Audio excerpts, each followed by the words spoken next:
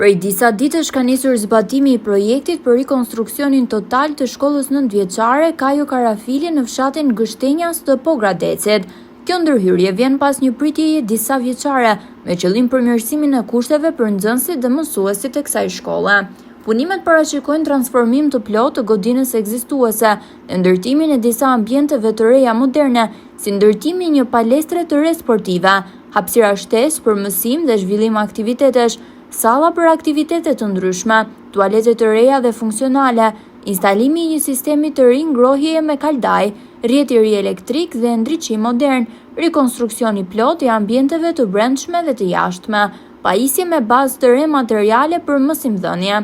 Ky projekt realizohet në bashkëpunim mes Bashkisë Pogradec dhe Ministrisë së Arsimit dhe Sportit.